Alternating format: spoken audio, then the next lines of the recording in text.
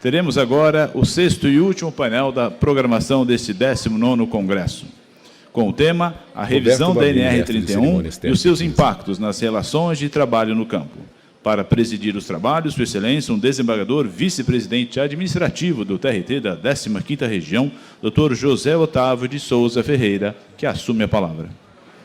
Bom dia, senhoras e senhores congressistas. Agradeço o convite que me foi feito para mediar este importante painel no 19º Congresso Brasileiro de Direito do Trabalho Rural, na pessoa do nosso presidente, Samuel Gulima, diretor da escola, Dr. Carlos Alberto Bosco, e também cumprimento aqui o magnífico reitor desta universidade, desembargador vice-presidente administrativo TRT-15, que tanto e tão bem nos acolhe na cidade de Marília, o doutor Márcio Mesquita Serva. Cumprimento também o presidente da Matra 15, aqui presente, doutor Polastro, enfim, senhoras e senhores. Este importante painel, que cuidará da atualização, né, da NR31, da revisão e de seus impactos nas relações de trabalho no campo, será tratado por pessoas que participaram desta revisão.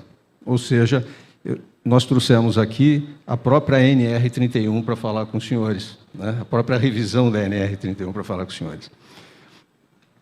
Eu farei uma breve apresentação, à medida em que cada debatedor, eu passar a palavra a cada debatedor, e eu começo pela doutora Elimara Aparecida Sade Salum, que é advogada trabalhista, atua há 40 anos no agronegócio, na consultoria sindical, também membro da revisão da nova NR31 pela Confederação Nacional da Agricultura e Pecuária do Brasil. Eu passo a palavra, então, à doutora Elimara.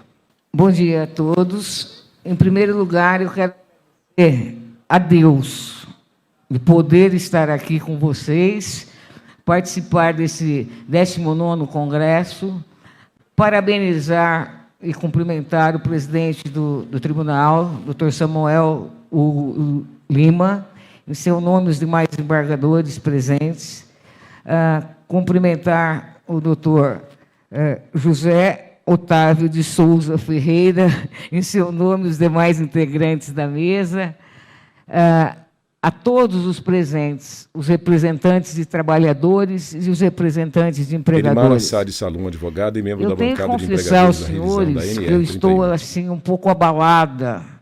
E abalada por quê?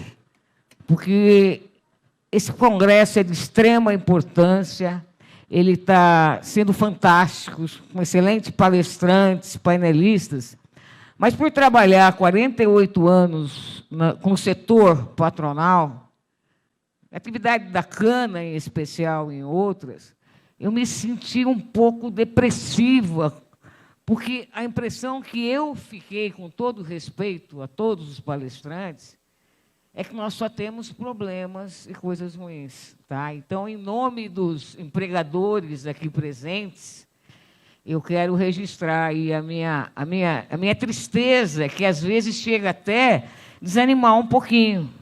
Porque, na verdade, nós temos problemas, eu posso ter uma escrava dentro da minha casa e não sei. Tá? Eu sou totalmente contra o trabalho escravo.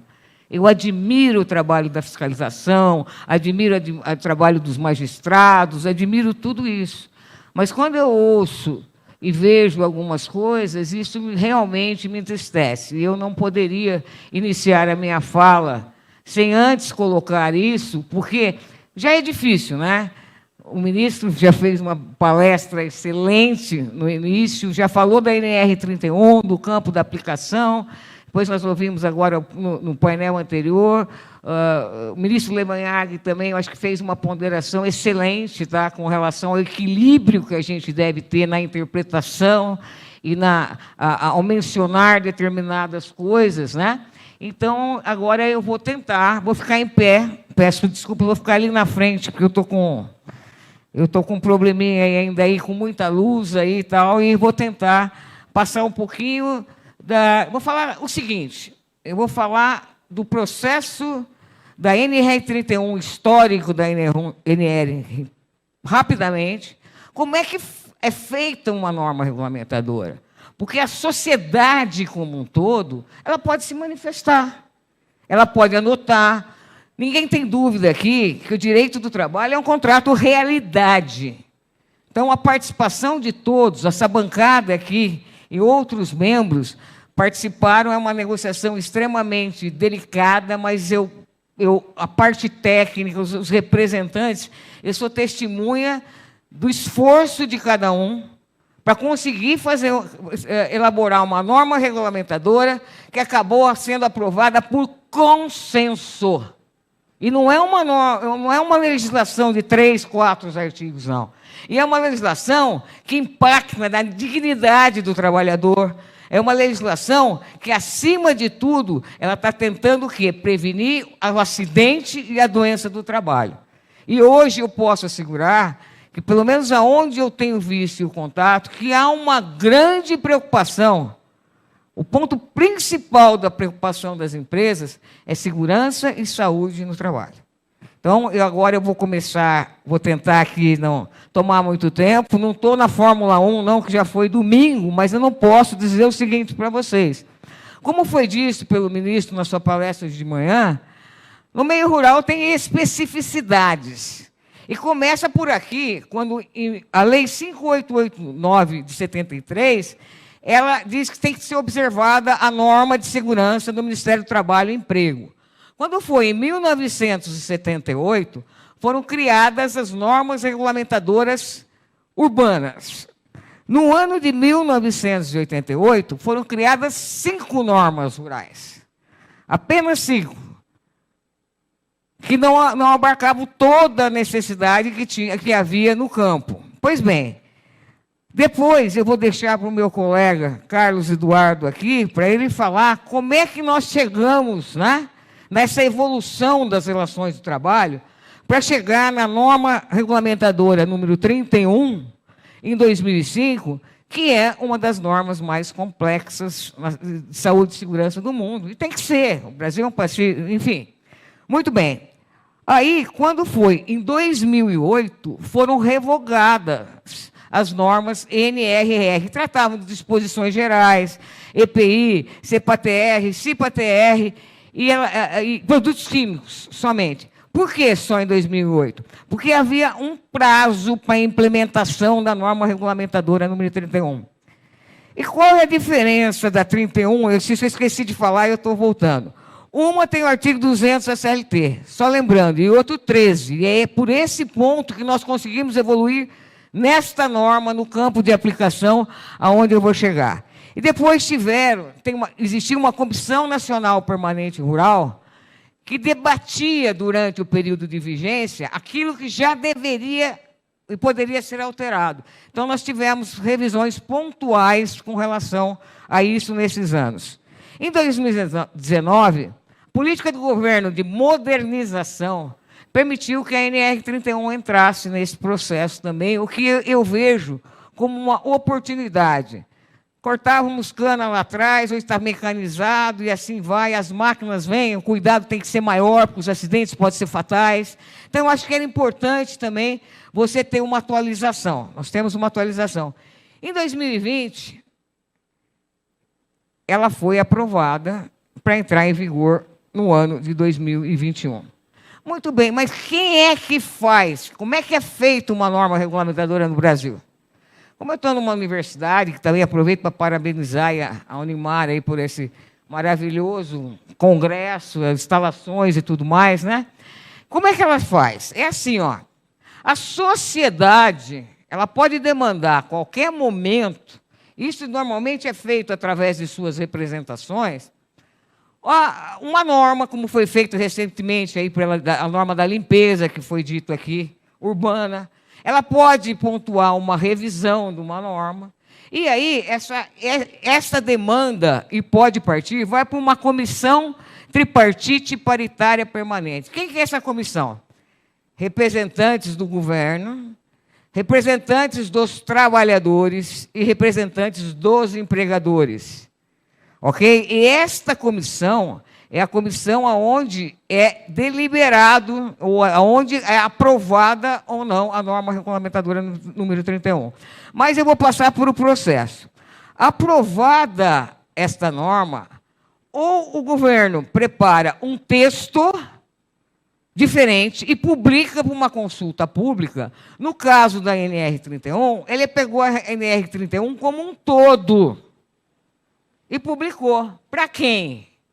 Para a sociedade, para os sindicatos, trabalhadores, empregadores, juízes, desembargadores, Ministério Público, para quem colocasse ali, olha, eu sou contra isto, e mandar as suas sugestões. Essas sugestões, normalmente, encaminhadas, o que o governo faz? Ele faz um texto e cria um GTT, que é um grupo de trabalho, para começar esta discussão. Neste grupo de trabalho, que também é um grupo de trabalho tripartite, o que pode acontecer? Aí, voltei aqui, demorou para errar. O que pode acontecer? Vai sair um texto, como aconteceu na NR31, dificilmente ele sai por consenso, mas pode sair. Mas, no caso da 31, não saiu por consenso, eu acredito que tenha sido 80%, 90% por consenso. Aí ele passou para a Comissão Tripartite Paritária Permanente. Essa comissão, em geral, ela pode devolver esse texto para esse grupo, ou ela pode ter uma discussão no grupo e ele ser aprovado por consenso. Agora, caso não seja aprovado por consenso, o governo vai arbitrar. E o que não é bom. O que não é bom, porque os melhores técnicos do Brasil estavam lá. O doutor Fernando está aqui, ele estava participando. O setor de trabalhadores super bem representado, o setor patronal, com pessoas da área ali no processo e tudo mais. Muito bem. E, para nossa felicidade, a NR31 acabou sendo aprovada por consenso, tá? E aprovada por consenso, acabaram os conflitos, passa para o jurídico do Ministério do Trabalho, e o jurídico do Ministério do Trabalho, dando ok, o ministro assina e é publicada. E, no caso, ela foi publicada com a vigência a partir de 2021. Muito bem. E que norma é a norma regulamentadora número 31? Nós temos que entender o seguinte: nós temos normas gerais que se aplicam a qualquer empresa, independente da sua atividade. Para não perder, vou falar rapidamente. Por exemplo, embargos e interdição. Está lá, NR3, aplica para todo mundo. NR8, 28, multas, você tem a ementa, tal, aplica para todos os setores, independente se é o campo, se é o comércio, se é a indústria. Normas especiais que regulamentam algum tema, atividade e instalação. Por exemplo, a gente vai pegar a NR12, máquinas e equipamentos, é um tema. Norma regulamentadora número 35, é um tema. E normas setoriais, que é o caso da NR31, e aí vem a minha terceira parte da apresentação, para dizer o seguinte: e aí nós tivemos, no meu ponto de vista, um ganho imensurável, na medida em que as pessoas, e eu digo aí os empregadores, eles não têm que dizer mais que eles não aplicaram porque não sabiam o que aplicar da norma. Eles não têm que dizer mais os trabalhadores, os sindicatos, para orientar os trabalhadores. O judiciário, como for dadas as suas decisões, certamente vão olhar o que é aplicável para o campo. E vai acabar um conflito até então existente, o que, no meu ponto de vista, será um avanço nas relações de trabalho. Pois bem, os princípios utilizados para a NR31 foram os mesmos das outras normas: harmonização, simplificação e base de segurança para os trabalhadores. Do que a NR31 trata? Só para a gente relembrar aqui: da agricultura, pecuária, silvicultura, exploração florestal, aquicultura, atividades de exploração industrial desenvolvidas em estabelecimentos rurais, mas mesmo que você transforme a matéria-prima, por causa de uma usina, por exemplo, o campo se aplica a 31 e na indústria se aplica a norma urbana. E para que existe a NR31? Ela estabelece requisitos a serem observados de forma a tornar compatível o planejamento e o desenvolvimento das atividades rurais e prevenir o que foi dito aqui inúmeras vezes: a ocorrência de acidentes e doenças relacionadas ao trabalho rural. E entrando nessa terceira parte da minha apresentação, e foi dito aqui já pelo ministro, mas eu vou, corajosamente, eu vou falar, eu trouxe alguns dados, que eu vou disponibilizar esse material, e como, repito, estamos numa universidade, pode ser utilizado. Primeiro, ela teve uma reestruturação de capítulos. Por exemplo, a norma regulamentadora 5 no item 31.5, e assim, no que foi possível, foi feito, que não é nada tão significativo, mas já dá um parâmetro na hora de analisar a área urbana e rural. A aplicabilidade somente da NR31. O que é somente? Só pode ser aplicado o que está na NR31. Ah, mas vocês tiraram a segurança do trabalhador? Não. O que aconteceu? Só aplica-se somente a NR31, salvo quando tiver uma remissão expressa a um item, uma obrigação, a um anexo de uma norma urbana. Então, hoje nós sabemos o que aplica no campo que estava na norma urbana. No caso de embargo de interdição, por ser uma norma geral, caldeiras e vasos de pressão. É um livro, a NR. No campo, tem alguns itens que você pode aplicar. Por exemplo, você pode ter uma pequena caldeira, um vaso de pressão no caminhão, aspectos relacionados à insalubridade, ruído, anexo, você vai lá no NR15, ruído, periculosidade, instalações elétricas, aplica a norma especial também. Inflamáveis, qual é a diferença de um posto de gasolina dentro de uma empresa, no campo e na cidade? Nenhuma. Então, você remete para lá. E depois a NR28, que eu já falei. Muito bem. Em comparação de exigências de outras normas. Aqui eu falo da harmonização e vou caminhar para mostrar para vocês como é que foi feito esse processo, sob pena de um dos meus colegas aqui me contestarem se eu estiver exagerando ou dizendo alguma coisa errada. E uma coisa muito bacana, que eu acho que vai ser dito aqui também pelos colegas, é que antes nós tínhamos nas normas o que fazer e como fazer. Hoje, você tem normas de gestão, você tem o que fazer, e os empregadores vão colocar no PGR-TR, enfim, como fazer. Muito bem. Houve remissão para a norma urbana? Um anexo na norma regulamentadora número 1, que trata de urbana, que trata de gestões, de gestão e de gerenciamento de risco. Então, hoje, no urbano, você pode fazer um treinamento à distância, lógico que é o teórico, que veio uma remissão expressa para 31. A outra é a norma regulamentadora número 4. Tem um dispositivo na norma urbana que diz que quem tem uma agroindústria, você pode optar por um CIPA ou por um CIPA-TR. Então, há uma remissão expressa também na norma. NR6 trata de equipamento de proteção. Não havia por que você repetir na 31. Remissão expressa do anexo, em que pese, que vai ser dito também, que tem outros equipamentos que foram incluídos ou mantidos na NR31, que não tem nem necessidade de CA, mas são importantes. Exames médicos é o grande problema. A NR31 disciplina como é que tem que ser feito o exame médico do rural. A NR7, ela disciplina do urbano. Os anexos da NR7 são aplicáveis ao campo. Isso eu vejo muito, acontecia muito antigamente também, a própria fiscalização, decisões dos tribunais, das varas, enfim. Porque senão o empregador não vai saber o que ele vai aplicar. Então, todo mundo tem que colaborar e ver por quê. Porque é uma norma que foi debatida e foi fechada por consenso. Tem coisas para melhorar? Tem defeitos? Tem, mas é o que nós temos para hoje. Norma NR9, físicos, químicos e biológicos. Toda a NR9, os anexos da NR urbana. E, para fechar as emissões, na norma regulamentadora número 12, tem um anexo de largura de passarelas, plataformas, rampas de máquinas e implementos. Ah, mas não tem mais nada de NR12 na norma? Tem, está tudo na 31. Bom, vamos lá.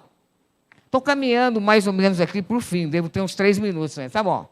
Agora, aqui eu vou passar rapidamente. Projeção eu acho de slide. para não ficar uma coisa normas muito chata, urbanas com itens incorporados à NR31. Normas com remissão. As verdes, que eu acabei de falar. Normas em azul, NR5, CIPA, 8, edificações, 10, segurança e saúde, transporte de movimentação, ergonomia e condições sanitárias e conforto nos locais de trabalho. O grupo que recebeu a consulta, né, a resposta da consulta pública, que trabalhou lá do governo, eles foram até as normas urbanas e analisaram o que poderia harmonizar com o campo. E foi incorporada na NR31. Então, não ficou nenhuma norma fora ficou um trabalho tudo dentro da 31. Exceto a 33 e a 35, que não tinha nada na 31. A norma 33 é de espaços combinados e a 35 é de trabalho em altura. Então, as pessoas, os especialistas olharam e falaram, olha, para o campo, é isso que vai proteger o trabalhador de acidente e doenças ocupacionais, e foi inserido na norma. Muito bem. Ah, mas será que tiraram direitos? Não. Tem um quadro aqui que diz que na anterior nós tínhamos 857, eu vou chamar de itens, mas tem aí 975 na nova, com 118 a mais. Em termos de obrigações e exigências, passaram de 694 para 801, 107 a mais. O que foi feito foi uma adequação para trazer o quê? Primeiro, mais clareza das exigências da norma. Nós não podemos esquecer que nós temos inúmeros produtores rurais, economia familiar, pessoas que não têm seus advogados, que não têm, às vezes, até uma compreensão das coisas. O mundo rural não é grandes empregadores somente. São os pequenos, que às vezes perdem uma propriedade por causa de uma impropriedade no fazer a aplicação de uma norma. Então, tem que ter mais clareza. Linguagem acessível a quem? Ao produtor, pequeno produtor em geral, e ao trabalhador rural. Assim, você tem um aperfeiçoamento da segurança do trabalhador, que foi que se buscou, e uma segurança jurídica para o empregador. Agora eu vou falar como representante do empregador. Você dá uma orientação do cumprimento de uma norma, vocês têm que fazer, é isso que diz a norma, eles têm, por exemplo, ou uma fiscalização, ou um processo, alguma coisa, era para você ter aplicado a outra. Que estímulo que você dá? Como é que a gente vai poder chegar aonde, sabiamente foi dito nesses 2 dias aqui, numa melhoria dessas condições de trabalho? Parece um detalhe, mas ele é importante. Não é um detalhe. Porque daí você desestimula até. E adequação das necessidades à realidade do campo. Como foi dito aqui muito de condição análoga, enfim, eu sei que daqui a pouco vai vir o vermelho aí, mas não vou olhar mais para lá. Terminando. Como eu venho muito disso aí, por exemplo, eu só vou citar um exemplo, tá?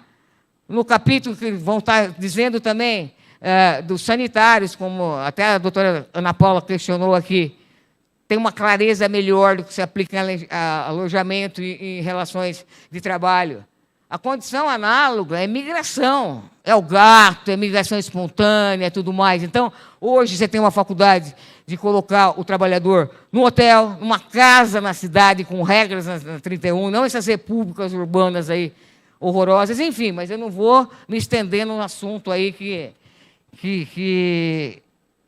é mais técnico. Tudo bem. Agora, para finalizar mesmo, tem credibilidade essa norma? Eu acredito que sim, né? Porque uma norma fechada em consenso por 3 bancadas, que vai certamente ter revisão, que vai certamente ter melhoras e vão ter consultas e a sociedade vai poder falar. O campo de aplicação restringe somente ao disposto na NR 31, remissão e a norma está lá. Aí a norma tal não se aplica daquela forma porque é urbana. Está trazendo uma segurança jurídica para o empregador, decorrente, o trabalhador passa a ter um aperfeiçoamento para o trabalhador e a eliminação de interpretação equivocada das exigências legais em razão do conflito de requisitos entre urbanos e rurais. Eu acho que foi dito aqui, por diversas vezes, a diferença. Tá? Então, acho que está muito claro as atividades, a forma e tudo mais. Então, eu acredito nisso, porque a gente sempre está procurando e buscando melhorias nas relações de trabalho. E, finalizando agora, eu repito, não vou ler, tá? Aplica-se somente a norma regulamentadora 31, com as situações e remissões impostas nos textos. Normas urbanas, não. Muito obrigada pela paciência. Contato. elimar@sadesalum.adv.br. Adeus novamente por estar aqui. E a doutora aí, parabenizo novamente o doutor Samuel e toda a comissão organizadora aí pelo Congresso. Muito obrigado. Auditório aplaude painelista.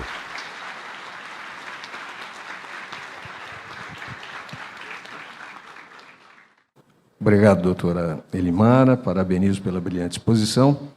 José Otávio Ferreira, desembargador, vice-presidente administrativo. Passo a palavra ao doutor Carlos Eduardo Chaves Silva, que é advogado, foi assessor da Federação dos Trabalhadores na Agricultura do Estado da Bahia.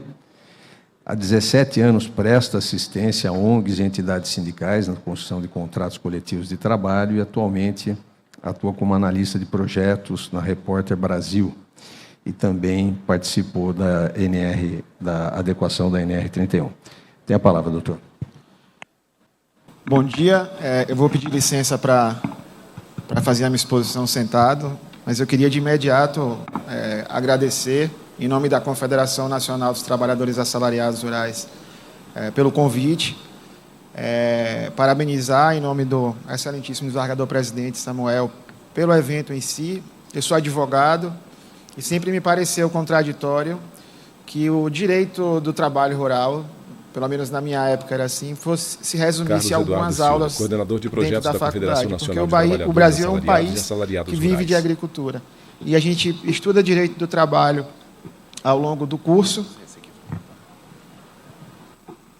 Melhor agora? Agora sim. A gente estuda direito do trabalho ao longo do curso de direito e quando a gente vai falar sobre o direito do trabalho rural algumas poucas aulas. Queria cumprimentar também aqui o desembargador José Otávio, a minha colega Elimara, Fernando, Carlos Augusto, os advogados que estão aqui, operadores do direito, os estudantes, as organizações sindicais que estão aqui, a FERAESP, a FETAER de Goiás. E eu queria iniciar a minha fala, até pegando um gancho na fala do ministro Levin-Hagen, que falou da relevância que a Constituição Federal tem para todos nós. É inegável que a Constituição Federal, considerando a hierarquia das normas, é a norma mais poderosa. Mas, para o trabalho rural, a NR 31 é extremamente importante. É a concretização daqueles direitos que são previstos na Constituição e que se materializam no dia a dia do trabalhador.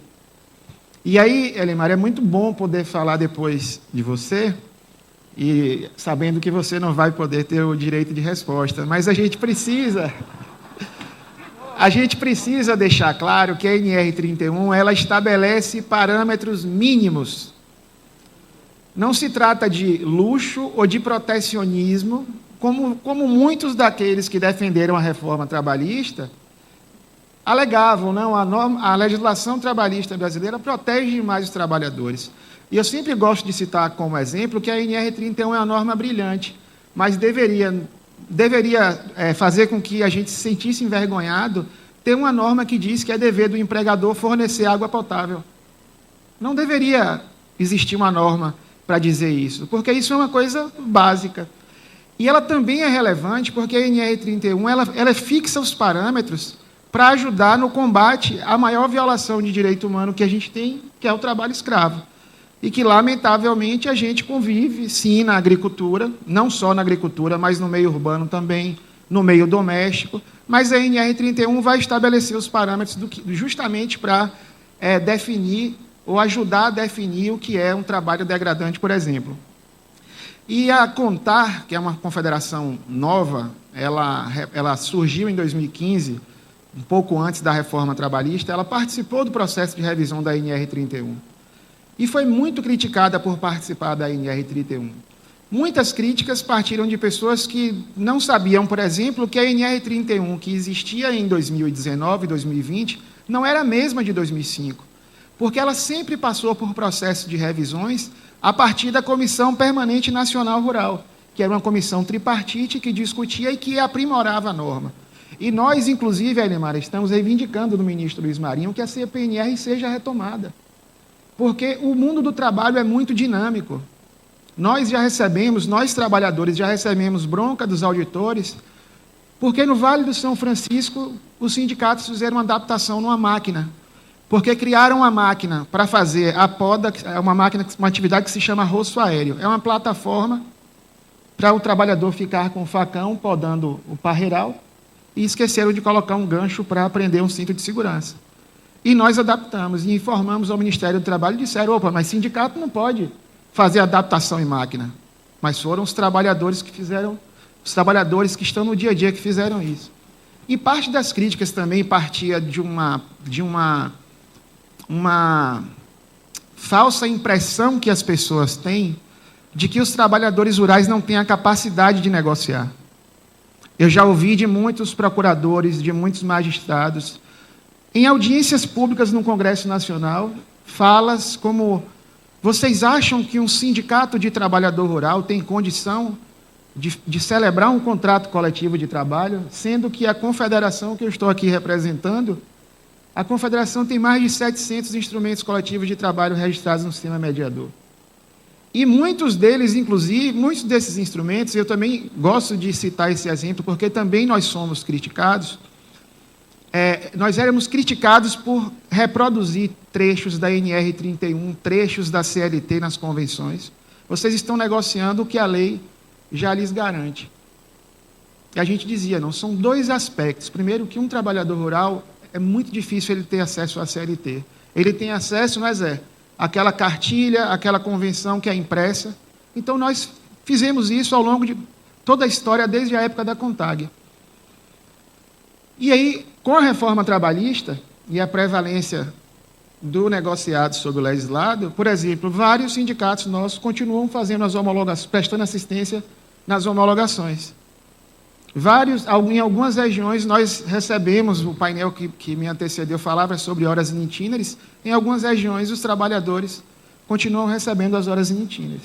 Então, essa crítica que é feita à nossa capacidade de negociação é uma premissa falsa. Lógico que nós temos sindicatos, sim, que têm dificuldades e a confederação presta assistência, mas, basicamente, a crítica que nós recebemos eram essas. E pouca gente sabe, e aí a Elimara até trouxe que o processo se iniciou com a consulta pública, que a maior parte das sugestões, e o Fernando está aqui, eram basicamente as seguintes: tem que acabar a NR31. Tem que excluir isso aqui. Não as contribuições da CNA, inclusive eu acho que a gente precisa até enaltecer a CNA, porque se a CNA não tivesse participado do processo, e aquele governo, se ele fosse se pautar pelas sugestões, nós não teríamos mais a NR31. E é isso que a gente precisa refletir. Como que, num país como o Brasil, que tem uma agricultura moderna, a maioria absoluta das sugestões que vieram da consulta pública foi acabar com a norma. E isso, aí, Elimar, assim, eu sempre faço questão de dizer que existem bons e maus empregadores, da mesma forma que existem bons e maus trabalhadores. E reforça a relevância da NR31 a fixar parâmetros mínimos, porque, como o doutor Breno, que me antecedeu, trouxe aqui, é muito comum você ouvir de empresas, de representantes do setor, por exemplo. Vamos resgatar que ontem eu estava em Porto Alegre discutindo devida diligência e violação de direitos humanos junto com os trabalhadores rurais lá, e a gente estava analisando o caso das vinícolas. E a culpa foi dos baianos, a culpa foram dos trabalhadores que recebem o Bolsa Família. Nós escutamos lá, nós estamos agora numa luta lá, desembargador, porque o Rio Grande do Sul está passando por vários episódios climáticos graves, ciclones, e os empregadores estão se recusando a interromper as atividades. E nós estamos lutando para que o Ministério do Trabalho emita uma orientação, reafirmando o que já está escrito na NR 31. No Mato Grosso do Sul, a gente tem um projeto, junto com a OIT, que é financiado pelo Departamento do Trabalho dos Estados Unidos, que a gente está tentando melhorar as condições de trabalho na cadeia da pecuária para as comunidades indígenas. E uma afirmação que foi feita durante um encontro com o representante da Organização Internacional do Trabalho foi o seguinte: índio não tem banheiro na tribo dele, por que eu preciso oferecer banheiro para...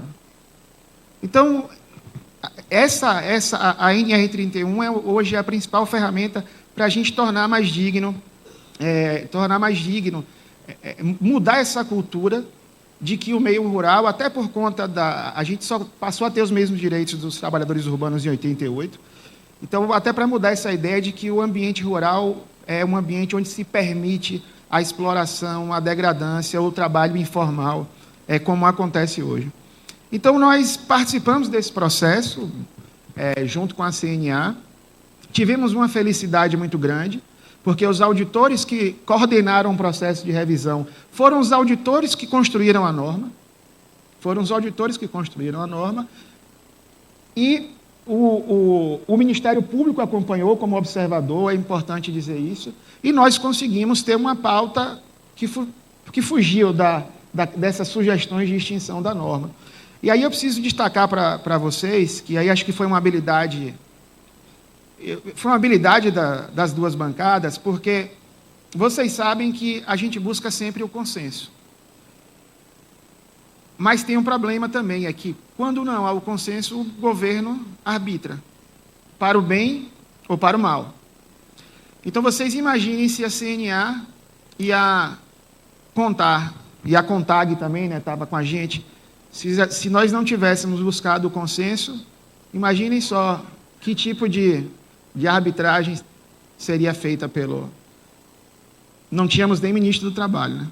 A revisão da NR31 foi feita no âmbito do Ministério da Economia. A gente precisa também lembrar disso. Então, nós tivemos a sabedoria de negociar e conseguimos alguns avanços muito relevantes para os trabalhadores rurais. Nós democratizamos e tornamos mais transparente o processo de seleção para a CIPA. Muitas empresas faziam as eleições da comissão de forma escondida. Nós conseguimos deixar claro na norma as questões relacionadas à pausa para descanso. Nós melhoramos consideravelmente o capítulo relacionado aos agrotóxicos. Inclusive, deixando claro na norma, por exemplo, e eu sei que parece estranho, porque certamente vocês devem estar imaginando, ele está falando coisas básicas, sim, mas tornaram-se mais claras. Por exemplo, o direito ao banho após o contato, após o uso do agrotóxico do trabalhador rural. E uma coisa que foi pouco divulgada, inclusive pelos que tanto nos criticaram, que foi o direito ao protetor solar. Você vai na região Nordeste, tem um índice altíssimo de câncer de pele de trabalhadores. E essa era uma luta, eu estou no movimento sindical desde 2005, em 96, salvo engano, o Sindicato de Trabalhadores Rurais de Juazeiro, lá na Bahia, no Vale de São Francisco, já apresentava uma pauta reivindicando protetor solar. E aí, já para finalizar, porque a ideia aqui era trazer essa nossa experiência, a Elimara passou brilhantemente aí pelo procedimento, eu preciso assim, reforçar essa ideia de que a gente precisa mudar muito o campo. Eu reafirmo, Elimara, que há bons e maus empregadores, mas é inaceitável que no Brasil, um país com uma agricultura que lidera várias cadeias produtivas, nós tenhamos 60% de trabalhadores na informalidade. Em alguns estados, 90%. 9 de cada 10 trabalhadores não tem sequer carteira de trabalho assinada. E qual é a relação disso com a NR31? Gente, quem não assina a carteira não fornece EPI. Quem não assina a carteira não respeita as normas relacionadas aos agrotóxicos. Então, essa norma, por isso que eu volto à minha fala inicial, ela é de grande relevância. E eu preciso até voltar para mencionar um avanço, Fernando, que foi a questão dos silos também. Nós mudamos consideravelmente os equipamentos de proteção, mudamos as escadas, e vocês sabem que o Rio Grande do Sul continuam acontecendo muitas mortes de trabalhadores no silo. Ontem mesmo a gente estava discutindo um caso de um trabalhador que desceu para limpar o silo e ele morreu por conta do veneno. E o outro desceu para ajudar e morreu. Foram 7 trabalhadores mortos. 7 trabalhadores. E nós conseguimos aprimorar a norma. Então, com muita tranquilidade, eu quero dizer para todos os senhores e senhoras que para os sindicatos de trabalhadores rurais, para a confederação, nós temos muito orgulho de ter participado da revisão da norma. Mesmo porque, eu não falei na introdução, a NR31 não caiu do céu. Ela é resultado de uma pauta apresentada pela Confederação Nacional dos Trabalhadores na Agricultura no ano de 1998, reivindicando uma norma específica para o meio rural. E quando nós somos criticados, por que vocês vão revisar? Nós dissemos, nós vamos revisar porque essa norma é nossa, fomos nós que fizemos, nós temos legitimidade para fazer isso. E, por fim, eu digo, nós tivemos a oportunidade, nós trabalhamos hoje, desembargador, em vários projetos tentando conectar a agricultura brasileira com as cadeias globais. Então, nós tivemos a oportunidade, de outubro a março, de passar pela Europa, França, Áustria, Holanda, Alemanha, fomos para a África do Sul, circulamos em alguns estados, em alguns países aqui da América Latina também. E há uma coisa muito clara, 2 impressões. Primeiro, que esse modelo de informalidade, de exploração de trabalhador migrante, isso é um modelo, isso não é um acaso, porque ele se reproduz em todos os países. Nós tivemos um caso recente de resgate, me perdoe por voltar a falar em trabalho escravo, nós tivemos um caso na França agora de trabalho escravo. Quem eram os resgatados? Migrantes.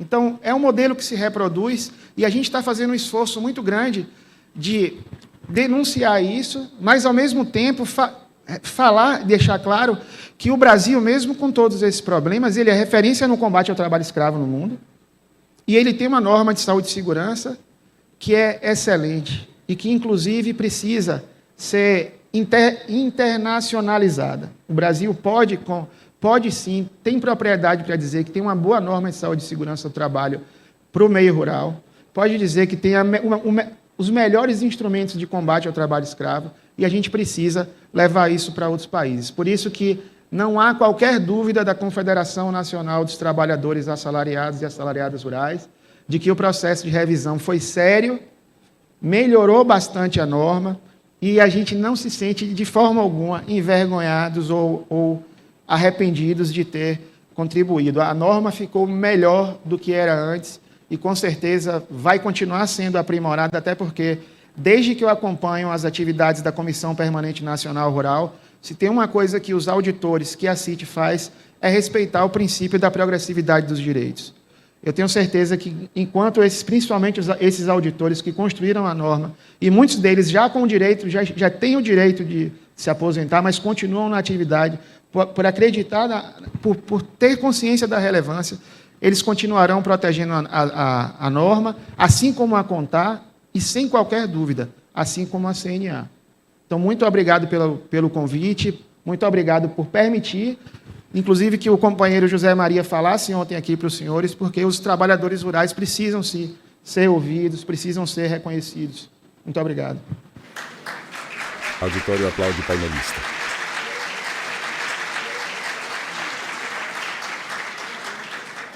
Muito obrigado, doutor Carlos Eduardo José Chaves Otávio Ferreira, Silva, pela desembargador, brilhante vice-presidente exposição, administrativo TRT-15. que parabenizo, e passo a palavra ao doutor Carlos Augusto da Rocha, que é higienista ocupacional e atual coordenador de Segurança e Saúde Ocupacional da Raizen, possui experiência de 32 anos na indústria química, tem especialidade em Engenharia de Segurança do Trabalho e Gestão Ambiental na Unicamp, e também integrou o grupo técnico tripartite para revisão das normas regulamentadoras, entre elas a NR31. Tem a palavra Dr. Carlos Augusto da Rocha. Bom, já avançando um pouquinho o período da tarde, mas... Carlos Augusto da Rocha, higienista ocupacional e membro da bancada dos empregadores na revisão da senhores, senhoras, caros alunos, muito obrigado pela oportunidade de falar um pouquinho aqui desse trabalho da NR31, né, e do orgulho de ter participado dessa norma. Tanto na fala da doutora Elimara quanto do doutor Carlos, vocês viram diversos apontamentos dos ganhos dessa norma. Mas eu queria registrar aqui alguns episódios durante essa discussão, que com certeza os nossos colegas também passaram por isso, mas nós éramos constantemente questionados pelo próprio governo de: vocês têm certeza de que o que vocês estão escrevendo atendem todos os critérios, ou não tem nenhuma lacuna em que nós possamos amanhã ou depois ser questionados sobre esse grande movimento mundial chamando ESG? E eu tenho certeza, por tudo que nós discutimos, que cada um daqueles que integravam o grupo diziam: tenho certeza. Fico feliz, doutor Carlos, pela sua explanação ao dizer que lá fora também estão reconhecendo isso, tá? Para que não fique nenhuma dúvida do trabalho técnico que foi feito. E também agradecendo o convite, eu fiquei aqui sempre pensando, né? E agora, né? O que eu vou falar, né? Higienista. Talvez um higienista é um cara que não quis seguir a lógica da engenharia e nem mesmo as dúvidas da medicina. Então, ele ficou no meio tempo, né? Isso é isso, higienista, com muito orgulho e estudo muito por isso. E aí, eu vim, então, aqui hoje para falar exatamente do coração dessa norma, que é o Programa de Gerenciamento dos Riscos no Trabalho Rural, né? E trouxe todos os holofotes para eles, porque eu me lembro das nossas discussões em que a gente pensava muito nessa estrutura, e nessa estrutura que pudesse estar em compatibilidade com o nível ou com o estágio de avanço que estavam tendo as normas tidas como urbanas. E aí, então, a gente trouxe esse PGR-TR, dando maior nitidez, dando maior objetividade, corrigindo os equívocos do que já existia, que era a sopa de letrinhas, né? PGS-SM-ATR, né?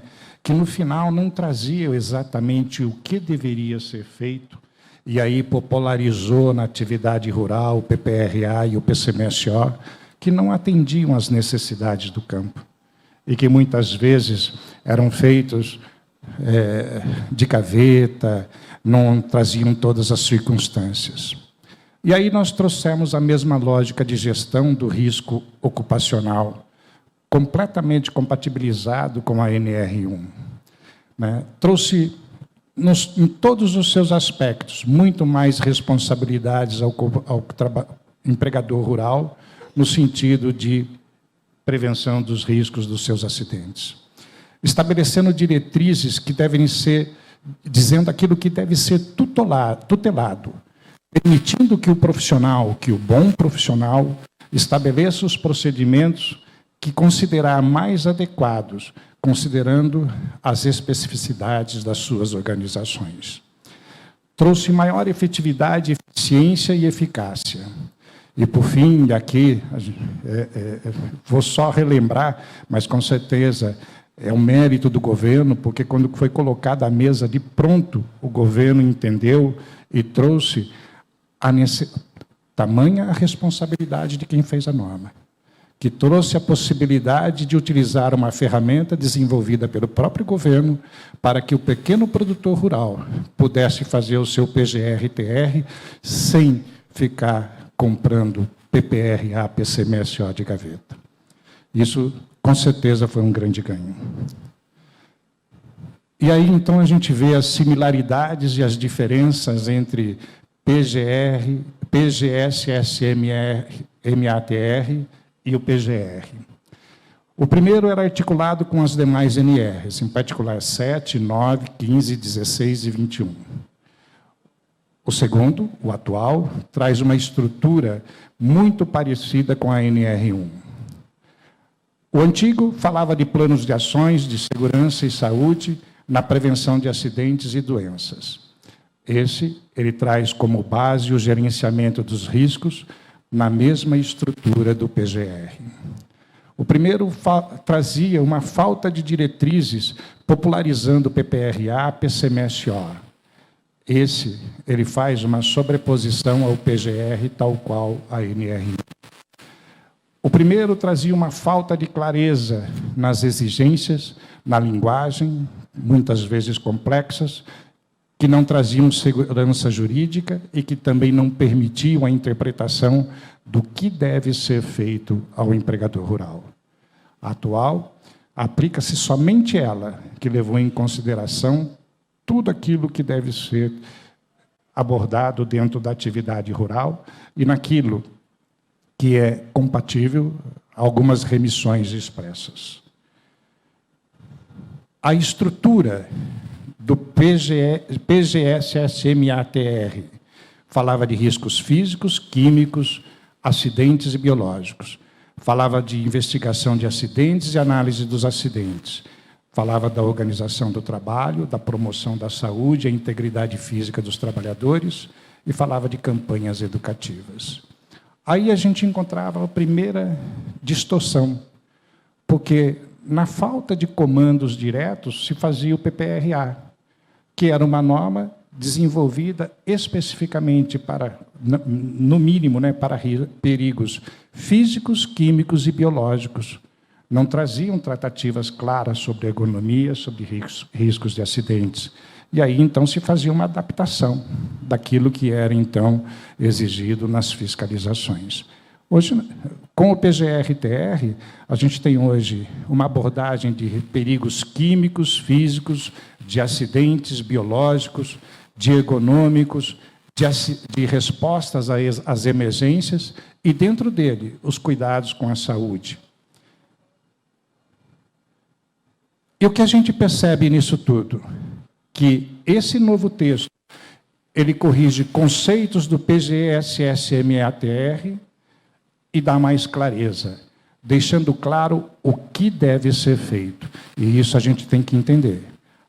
A norma define, ou uma norma regulamentadora, ela define o que deve ser feito, não o como deve ser feito. E aí traz, então, todo esse contexto do que é o gerenciamento de riscos nos trabalhos rurais, como sendo um processo de gerenciamento dos riscos, aonde o programa de gerenciamento dos riscos no trabalho rural é a forma como ele se concretiza, seja no plano tático, seja no plano operacional.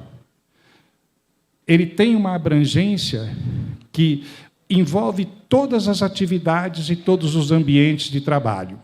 Leva em consideração todos os tipos de perigos e riscos.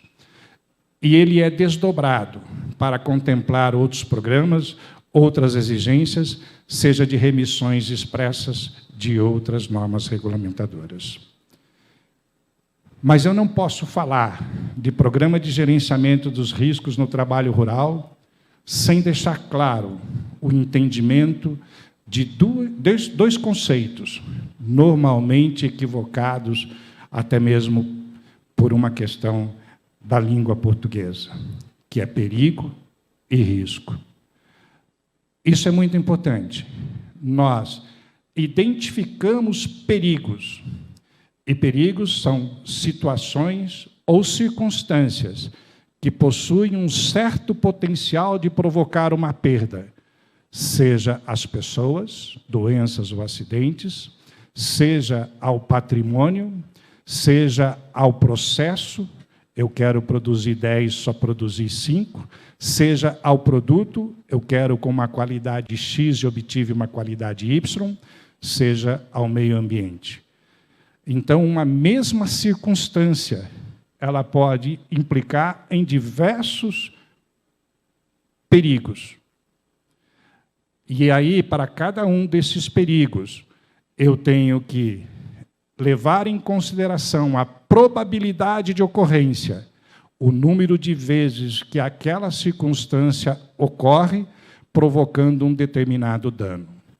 E eu tenho que levar em consideração a severidade desse dano, que nada mais é quais são os danos provocados cada vez que aquela circunstância ocorreu. Isso é risco. Resumindo, risco nada mais é do que os danos que ocorrem por um determinado período de tempo. É essa a lógica do gerenciamento de riscos. Então, quando a gente fala dos conceitos e de desdobramentos, estão lá dentro do nosso programa de gerenciamento de riscos no trabalho rural. Considerações importantes que o novo texto da norma trouxe. Por exemplo, trabalhadores em veículos e equipamentos, aonde são importantes levar em consideração as condições seguras de trânsito das vias internas e também levar em consideração as especificações ditas pelo fabricante. É essa especificação que vai dizer o que, como, quando, quanto eu devo transportar ou quanto que eu devo operar. Leva em consideração aqueles perigos identificados no trabalho com animais. Deve levar em consideração as condições climáticas extremas e a interrupção do trabalho em atividades em condições climáticas extremas. Falamos aqui sobre o calor, né, onde a gente trouxe muitos ganhos com todas as discussões do tema do calor. Porque não é o calor única exclusivamente. A gente tem que olhar o dispêndio energético. A gente tem que olhar atividades onde eles executam pausas regulares, micropausas, e isso deve levar em consideração. E o que nós trouxemos, né, aquilo que se tratava anteriormente, falava simplesmente do calor e de interrupção da jornada, mas que não trazia nenhum dispositivo de controle da saúde, como o fornecimento de água potável, como a reposição de soros hidroeletrolíticos, como a execução de pausas, como concentrar ou antecipar o início da jornada de trabalho de forma que seja aproveitada as horas mais amenas dos dias. Não levava em consideração o controle da saúde dos empregados. E aí a gente tem N estudos que nós fizemos nesse sentido, de mostrar que essas práticas permitem, sim, que o trabalho a céu aberto seja efetuado de forma segura e preservando a saúde das pessoas. Então, isso tudo é possível. Né? E isso tudo tem estudos técnicos, científicos, que a gente já fez sobre isso e que nós demonstramos com muita clareza, inclusive acompanhando indicadores biológicos dos trabalhadores. Não podemos deixar de trazer aqui também as questões de organização do trabalho para as atividades com maior esforço físico, né? Com a possibilidade de você trazer para horas mais amenas dos dias. Quando eu falo do calor, e aí está o grande ganho do nosso texto, trouxe para o Dr. Carlos também, que é a questão do protetor solar. Foi uma discussão técnica riquíssima, porque todos aqui, com certeza, já fizeram ou fazem esportes, vão à sua academia, fazem atividades a céu aberto. E muitos aqui utilizaram protetor solar. E, no momento da transpiração, aquilo caiu no olho, ardeu, e você não sabia para onde você ia. Esse grupo teve a técnica e o que eu chamo de riscos associados de avaliar. Não é obrigar, é disponibilizar e orientar para o uso, dizer quais são os riscos e como ele deve usar. Porque vocês já imaginaram alguém com um facão na mão, com protetor solar na testa, transpirando, caindo suor no olho dele, ardendo? Sabe qual é a consequência? Desvio da rota do facão, levando a amputação e acidentes graves. Até isso, esse time conseguiu tratar. E tratar com muita propriedade. A eliminação de resíduos, sem dúvida nenhuma. A questão do banho, que já foi falado aqui, e também os riscos de acidentes, com a linha, principalmente quando a gente fala de linhas de distribuição de energia.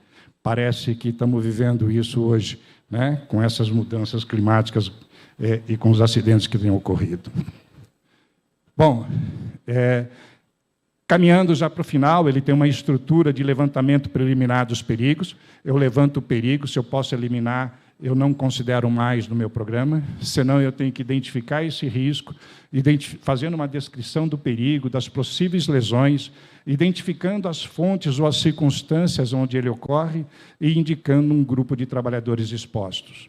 Aí eu tenho que fazer uma avaliação desse risco, que esse é o ponto forte, é a matriz de risco, é ela que vai direcionar a sua tomada de decisões, quanto às medidas que devem ser mantidas, quanto às medidas que devem ser melhoradas, quanto às medidas que devem ser implementadas. E isso tudo se consolida no controle dos riscos, através de um plano de ação que deve ser acompanhado e medido o seu progresso e a sua eficácia. Sem dispensar as outras documentações de exigências de outras normas regulamentadoras, de outras remissões compatíveis com aquilo que está descrito no nosso programa, na NR 31, em particular os anexos da NR 9. E aí, aqui fica o lado engenheiro, tá? Não podia deixar de ser. Então, eu trouxe um fluxo do que é o nosso Programa de Gerenciamento dos Riscos no Trabalho Rural. O primeiro ponto que nós temos é mapear todos os processos, listar todas as atividades e tarefas que estão sendo executadas ou que serão executadas, fazer um levantamento preliminar dos perigos, em cada uma delas, quais são os perigos que estão presentes. A partir daí, ter uma tomada de decisão. É possível eliminar? Sai fora. Não é possível? Nós vamos avaliar o risco dentro de uma matriz que combine a probabilidade com a severidade. Se ela for significante, nós vamos ter que identificar as medidas existentes. Se elas não forem suficientes, o que deve ser melhorado. Se elas forem inexistentes, o que deve ser implementado. Faço uma nova avaliação dos riscos diante das medidas implementadas. Se ela não é significante, vai para o meu plano de ação as medidas que devem ser mantidas. Se ela é significante, eu adoto as medidas adicionais, não desprezando a hierarquia das medidas de prevenção, segundo o NR1, também transferida lá para a NR 31, compilo o meu inventário de riscos, faço o meu plano de ação e, a partir daí, eu vou verificar a eficácia das medidas e vou monitorar as suas aplicações. E aí, isso tudo é obtido através dessa medida, dessa matriz de segurança, que combina a severidade. E a severidade a gente vai partir de dados históricos ou de literatura técnica e científica. E nós vamos falar também da probabilidade, muito forte e muito centrado naquilo que são limites de exposições ocupacionais e, quando eles não existirem, estatísticas. E aí nós chegamos em 4 níveis de risco ou mais: muito baixo, baixo, médio ou alto. E tudo aquilo que está médio para cima, ele deve também compor o controle de saúde das pessoas. Aí a gente reporta quando é exigido ao E-Social, a gente declara no ASO, a gente recomenda exames e a gente faz o monitoramento da saúde das pessoas. E, obviamente, isso tudo tem inputs e outputs, né? Quais são os inputs? Quando eu faço um inventário de risco, eu já posso direcionar para a indicação de medidas de controle ou até mesmo da possibilidade de uma exposição excessiva ser monitorada por um indicador biológico. E aí a gente tem que entender, existem 2 tipos de indicadores biológicos. Aqueles que são indicadores que sugerem uma sobreexposição, mas ele não está doente. E aqueles que têm significado clínico, que representa um adoecimento. Os riscos ocupacionais significativos e que estão acima do que a gente chama de nível de ação devem compor também o plano de controle de saúde das pessoas. E aí a medicina vai verificar as questões de incidência e prevalência. E mesmo que você tenha lá classificado como um risco baixo, se a incidência ou prevalência indicarem que há uma reflexão a ser feita, você tem que voltar no seu inventário de risco e verificar se aquilo que você tomou como decisão está correto. E tem também as questões dos portadores de doenças crônicas. E, obviamente, realimenta esse nosso PGR-TR a análise e investigação de acidentes. E aí, então, com 30 segundos de atraso, eu queria encerrar deixando algumas coisas que eu aprendi na minha vida como meio engenheiro, meio médico. Apesar de atingir apenas o trabalho rural, as alterações que foram trazidas na NR31, que são alterações profundas de uma norma regulamentadora, permite afirmar que é uma norma socialmente consciente, é uma norma compatível com os critérios de sustentabilidade, é uma norma que, se corretamente gerenciada em segurança e saúde, promove a evolução do trabalho rural nesse país. E aí, eu sempre fico pensando nas minhas decisões e não poderia deixar de trazer aqui 3 axiomas que eu faço um esforço tremendo para não perder da minha linha de raciocínio. E o Dr. Carlos Trieste, essa norma é, entre outras, as que mais sofreu alterações para melhor ao longo dos anos. E essa não vai ser a última. Sabe por quê? A melhor tecnologia não é aquela que você detém, é aquela que está por vir. Porque, com certeza, tem alguém pensando em fazer melhor do que você. Não é possível sair do primeiro andar e ir para o terceiro andar sem passar pelo segundo andar, seja de que forma for. Esse é o princípio da melhoria contínua. E, por último, é fácil obter a cor preta ou a cor branca. Difícil é obter a cor cinza. É fácil dizer está certo ou está errado. Faça assim, não faça assado. Mas, e fazer aquilo que é tecnicamente aceitável e execuível é muito difícil. Muito obrigado. Auditório, aplaude painelista.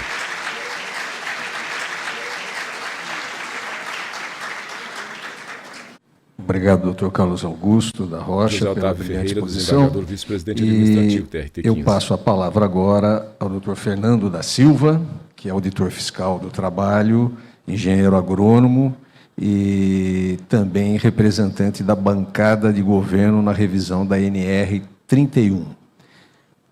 Boa tarde a todos, boa tarde a todas.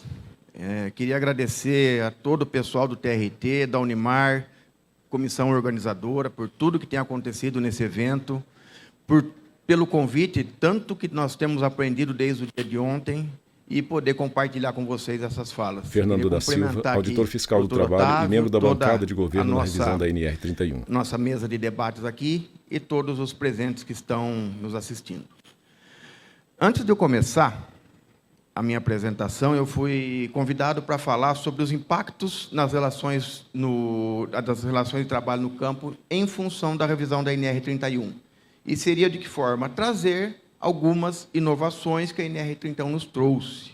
Mas como os meus colegas eles já trataram um pouco sobre o ambiente em que houve a revisão da NR31, nós, enquanto bancada de governo, naquele momento histórico, e acho que é muito importante a gente avaliar o texto que nós temos na NR31, no momento em que ela foi revisada, eu confesso para vocês que nós, representação do governo, nós entramos para o jogo na retranca. Então, era aquele time montado com 3 zagueiros, 4 volantes, e vamos segurar o que tem. Porque os rumores que vinham de fora não eram nada bons. Então, a gente ouvia coisas do tipo que nós vamos tentar emplacar que áreas de vivência, instalação sanitária, somente vai ser obrigatório a partir de 5, 10, 15 empregados.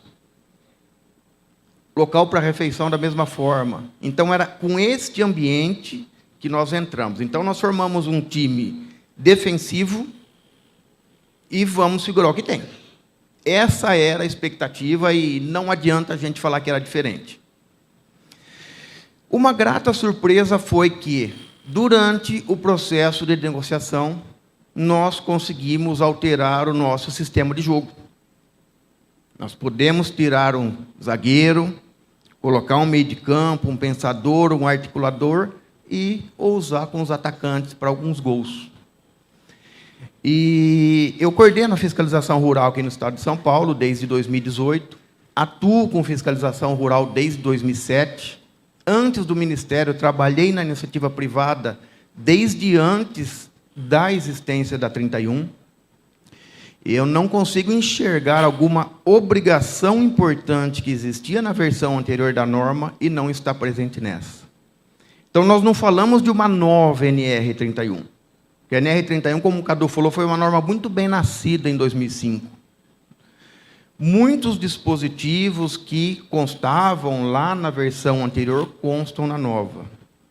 Teve capítulos, como o programa de gestão, foi substancialmente alterado. E nós conseguimos, no decorrer do processo de negociação, implementar trazer algumas boas novidades que eram anseios. Meus colegas roubaram muito da minha fala, né? E, em função disso, proporcionou esse tempo aqui de eu contextualizar, não estava no meu programa, fazer essa contextualização histórica do momento da revisão da norma. Isso é muito importante, gente. Bom, o campo de aplicação já foi exaustivamente comentado, desde o ministro excelentíssimo Balaziero, doutor Elimara, mas o que me cabe falar? Não se aplica só a NR31, isso é muito importante. Além da NR31, se aplicam diversas outras normas que a 31 vem chamando ao longo do texto e normas na íntegra quando há essa remissão expressa nesse artigo que está aqui.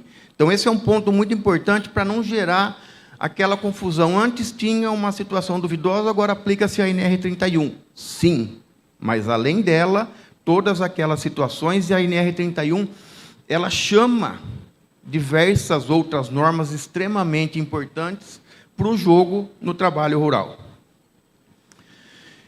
Esse item aqui da 31 não é um item novo, é uma repetição da redação anterior, mas eu sou meio apaixonado por esse item.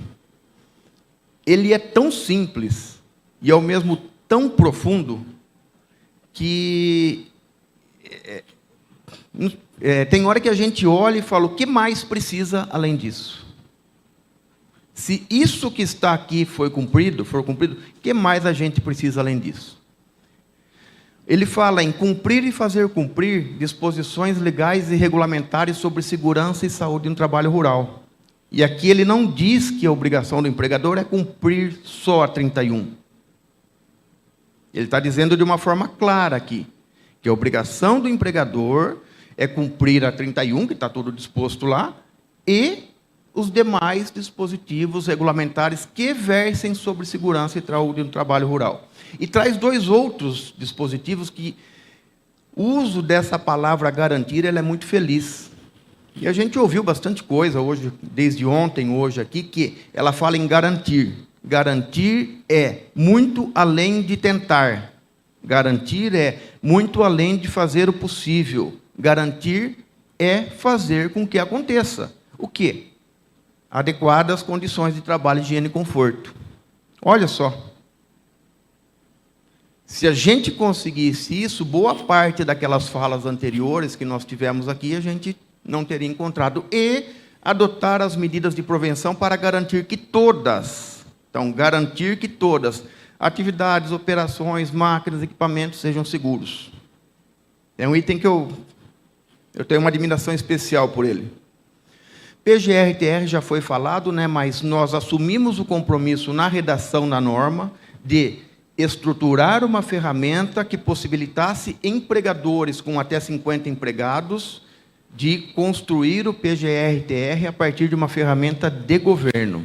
Então, esta foi uma ferramenta que não foi elaborada de forma tripartite, mas foi elaborada pelo governo, pelos membros da bancada de revisão. E ela já está disponível nesse link em qualquer empregador rural. Pode entrar nesse link que ele consegue estruturar o seu PGR-TR. Jogo da velha, exclamação, barra. Implementação das medidas de prevenção, acho que isso é muito importante e muitas vezes o que a gente vê na prática é como se a norma falasse, faça inverso. Eu tenho alguma situação, eu vou pelas medidas de proteção. E, na verdade, é o contrário. Primeiro, eu tentaria eliminar, depois fazer medidas de controle de proteção coletiva, passar por medidas administrativas e de organização e, por fim, chegar na proteção do trabalhador. Falar um pouquinho sobre agrotóxicos. A norma evoluiu bastante neste capítulo, e eu não vou eu vou deixar bem claro que não é só isso, né? Aqui embaixo eu falo que tem os demais itens que tratam da capacitação, eles determinam as obrigações do empregador, as vedações, as proibições no trabalho com agrotóxico e o regramento relacionado ao armazenamento. O que trouxe de avanço? A norma previa que as mulheres grávidas deveriam ser afastadas de qualquer trabalho com agrotóxico, mas não previa a lactação. Foi incluído as mulheres em período de lactação, tão importante quanto a gravidez. E a questão do banho. O banho era uma reivindicação, era um anseio nosso de muitos anos de trazer isso para dentro da norma. Apesar de previsto na bula dos agrotóxicos, isso não estava normatizado em lugar nenhum. E nesse processo de revisão a gente entende como um item de destaque naquela transformação do sistema de jogo nosso quando a gente resolveu, e um pouco mais à frente, um dos gols que nós conseguimos foi esse, a questão do banho. Ele é obrigatório para todos os trabalhadores envolvidos com agrotóxico após finalizado as atividades. Então, se um trabalhador, o que diz a norma, se ele trabalhar por meio período com agrotóxico, ele terminou a atividade dele, ele vai para o banho. Como é que ele vai tomar banho? A norma prevê também que tem que ter o local para banho, e a especificação desse local para banho está lá no capítulo de área de vivência, sabão, toalhas, armários, fornecido pelo empregador. Os armários é para guardar roupa pessoal, por quê? Qual que é o fluxo que a gente pensa em relação a vestimento para agrotóxico? Um trabalhador chega da casa dele, tira a roupa dele, deixa num armário, coloca a vestimenta fornecida pelo empregador, ela fala em vestimenta, que é roupa, é obrigatório fornecer roupa para trabalho com agrotóxico, o EPI, que é aquele macacão hidrorrepelente, luva, o que mais for necessário, trabalha. Ao final do trabalho, ele retira toda o EPI, conjunto hidrorrepelente, roupa, toma um banho, eliminou qualquer possibilidade de eventual resíduo que tenha atingido, veste a roupa, vai embora e deixa toda essa vestimenta, EPIs, na propriedade rural para ser lavada diariamente sob responsabilidade do empregador. Então, esse é o giro que, no processo de revisão, nós imaginamos para 31. Um item muito importante também que não existia, essa aplicação que está na foto, é com atomizador mecanizado. É a forma que mais expõe o trabalhador. Por quê? Porque ela gera uma nuvem, uma névoa, com uma maior dispersão e um potencial maior para atingir o trabalhador. Nessa operação específica aqui, nós conseguimos implementar a obrigação da cabine fechada. E a norma define o que é cabine fechada. É um posto de operação hermeticamente fechado, com sistema de climatização, ar-condicionado e purificação do ar, para que o ar contaminado não adentre a cabine. E também traz disposições específicas para a situação em que o método de cultivo não permite a cabine fechada. Uma parreira baixa, por exemplo, não vai conseguir entrar com o trator lá dentro. Ergonomia já foi falado anteriormente, mas ela trouxe dois conceitos importantes, que é o levantamento preliminar e, através do levantamento preliminar, eu já tento corrigir aquilo que for possível eu corrigir, e aquilo que não for possível vai ser objeto de análise ergonômica do trabalho. E um outro item de destaque, o capítulo é muito maior que isso, são a questão das pausas nas atividades em pé e sobrecarga muscular. Instalações elétricas era um capítulo pequenininho dentro da 31 anterior. Ele cresceu bastante, então ele tem um item que traz que todas as operações nas instalações elétricas têm que ser projetado, construído, operado de forma que previna o choque. E também traz uma série de dispositivos para os componentes, quadros, painéis, aterramento, sistema de proteção de descarga e capacitação. Coisas que não existiam na norma anterior. Parece básico, mas não é. Máquinas e equipamentos não se aplica a 12 na 31, por quê? Porque a 31 tem um capítulo de máquinas e equipamentos que é o maior da norma. Por que é o maior? Porque os principais acidentes, os acidentes mais graves no trabalho rural, aqueles que matam, aqueles que mutilam, normalmente acontecem com máquinas. Um dos exemplos de evolução da norma, essa operação ela é chamada de transbordo. É um trator que eleva essa caçamba para transferir a carga para dentro da carroceria de um caminhão. Acidentes graves chegaram ao conhecimento em que esse sistema perdia pressurização, ele funciona com óleo hidráulico, perdia pressurização por algum motivo, e essa caçamba caía e atingia o trabalhador. Casos de acidentes fatais na operação e na manutenção. O que nós trouxemos para dentro da norma? A obrigatoriedade de dispositivos de proteção, válvulas de segurança que, se eu perder a pressurização, essa caçamba vai parar na forma que está. Eixo cardan, isso aqui não tem novidade nenhuma, gente. Novidade nenhuma, exatamente a mesma redação, mas aonde eu vou, eu tenho que falar dele. Porque isso aqui mata. E uma proteção dessa custa, sei lá, se custa R$100. Só que mata. O que a gente vê de acidente grave, amputação fatal com eixo cardan, que a gente vê um eixo cardan sem proteção, ele trabalha em movimento, transferindo energia mecânica do trator para o implemento, e um eixo cardan com proteção.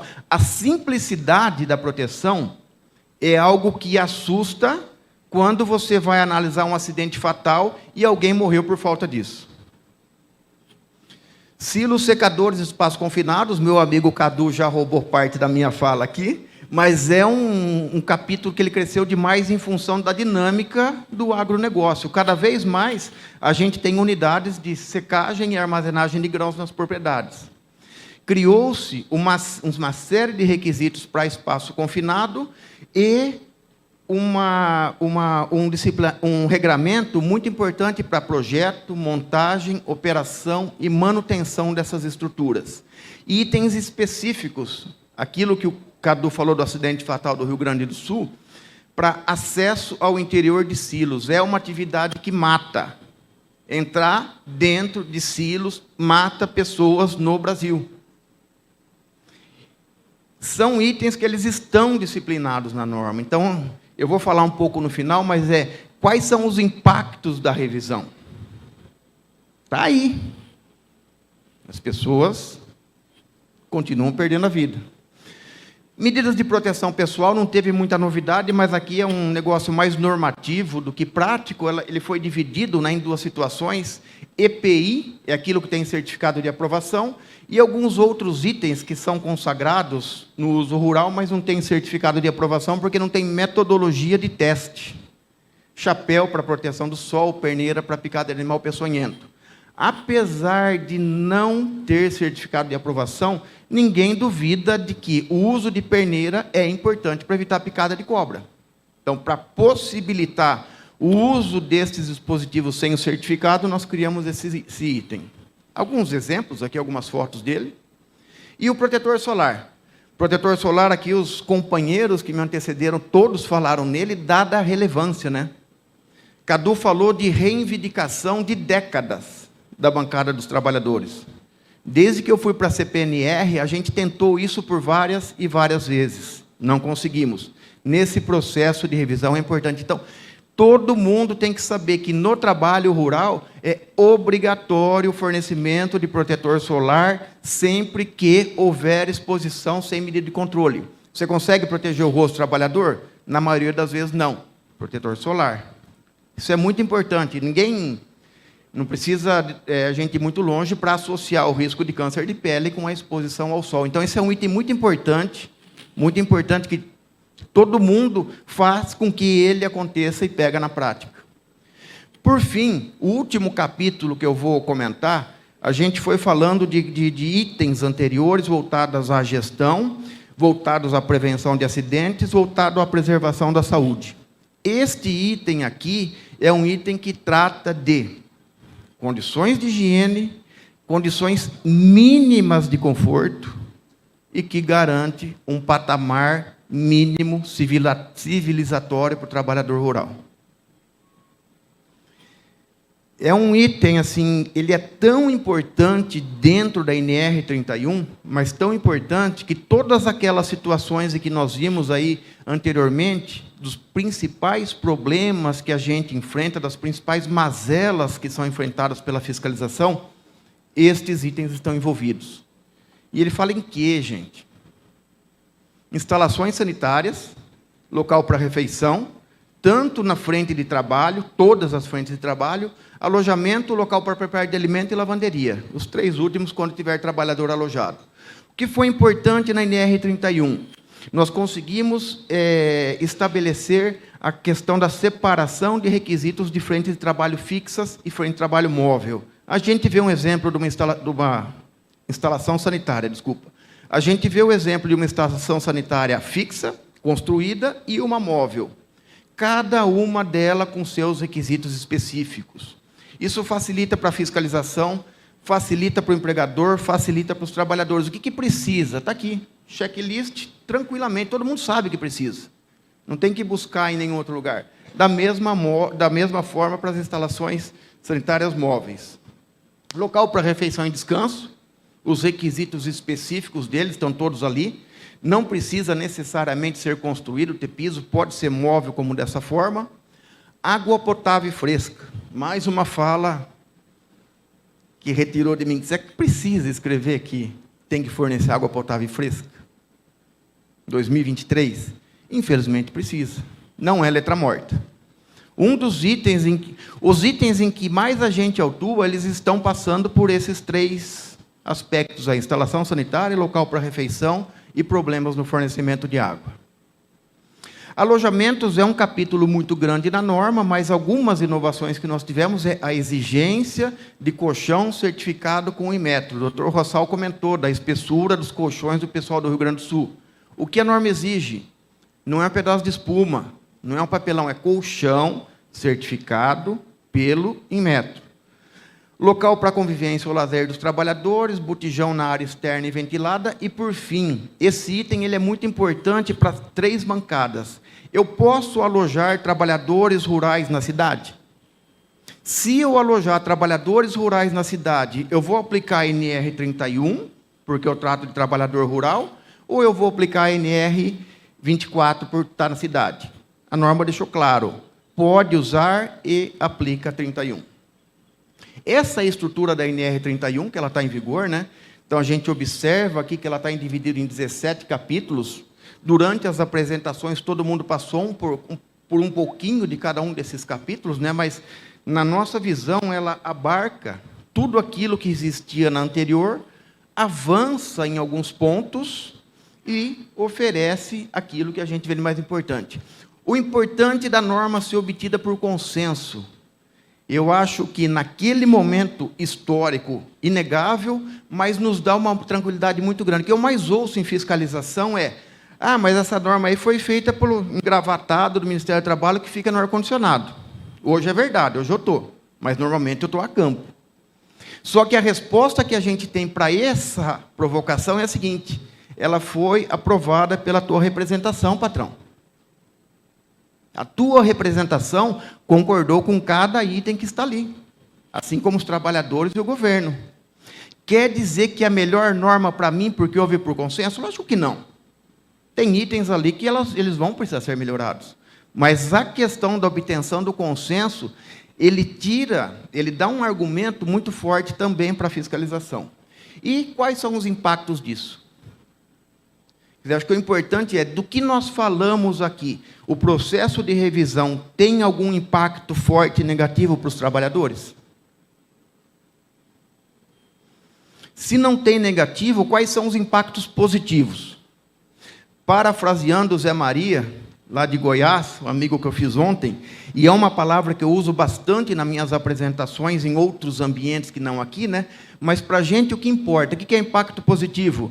Aquilo que acontece lá no pé do eito, lá onde o trabalhador está fazendo as atividades. Então não adianta a norma falar que tem protetor solar, que houve impacto positivo. O que adianta é o protetor solar na pele do trabalhador.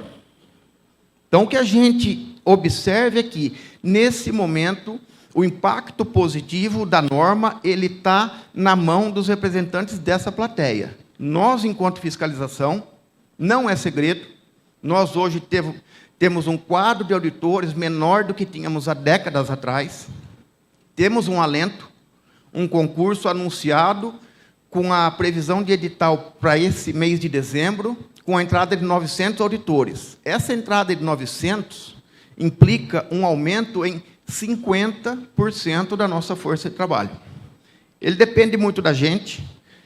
Dentro do processo tripartite, depende fortemente dos empregadores, porque a norma não pega se o empregador não cumprir. Depende da bancada dos trabalhadores, em acompanhar isso no campo. Depende do judiciário, nos casos que chegam até ele, que são demandados para manifestação, do apoio do Ministério Público do Trabalho. Depende do mundo jurídico. Acho que aqui nós temos aqui estudantes de direito, professores e muitos advogados. Acho que o papel de vocês em levar essa informação, porque muitas vezes o empregador pode não saber da consequência de ele não oferecer água, banheiro, instalação sanitária e um alojamento em condição ruim. Ou pode saber. Mas o papel de vocês em alertar das consequências, dos dobramentos disso também é essencial. E dos estudantes, que com certeza muitos de vocês serão os futuros operadores e defensores aqui do nosso direito do trabalho. É isso que eu tinha que falar para vocês. Estourei um pouquinho só no tempo. Obrigado pela atenção. Auditório aplaude painelista.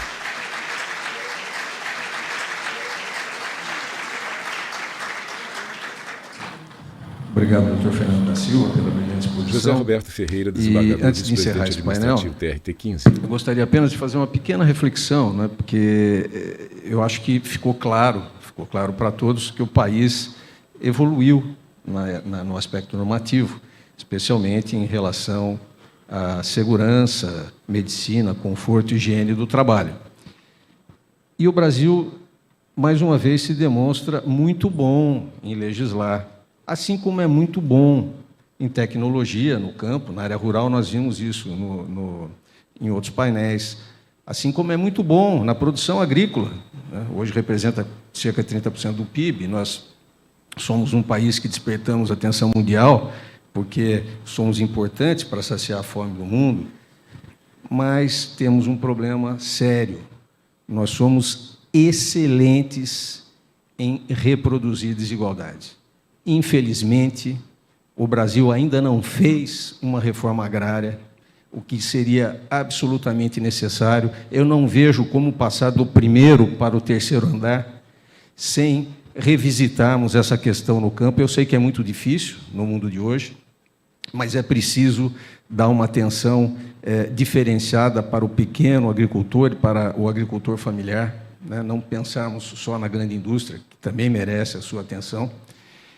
E se aqui falamos, né, doutora, de trabalho escravo ainda, apesar da nossa legislação evoluidíssima, é porque nós tratamos, nós juízes, nós magistrados, tratamos da patologia social e não da normalidade. A nós chegam aqueles casos doentes da sociedade, infelizmente, e que ainda é bastante significativo, infelizmente. O último palestrante, né, o doutor Fernando, deu aqui uma visão da fiscalização do trabalho. A fiscalização, eu conversava com ele há pouco, ele disse, nós temos o mesmo efetivo mais ou menos da década de 90. menos do que da década de 90. Quer dizer, e nós temos normas que regulamentam a atividade agrária, a atividade agrícola, em abundância. Então, essas incongruências, esses paradoxos é que nós precisamos melhorar para que a nossa justiça social seja mais efetiva, né? E que as demandas do judiciário, que nós não queremos, obviamente, né? Mas que elas se resolvam de uma maneira pacífica na sociedade, né? E que a desigualdade realmente diminua. Agradeço mais uma vez as brilhantes exposições, dou por encerrado esse painel e devolvo a palavra ao mestre de cerimônia.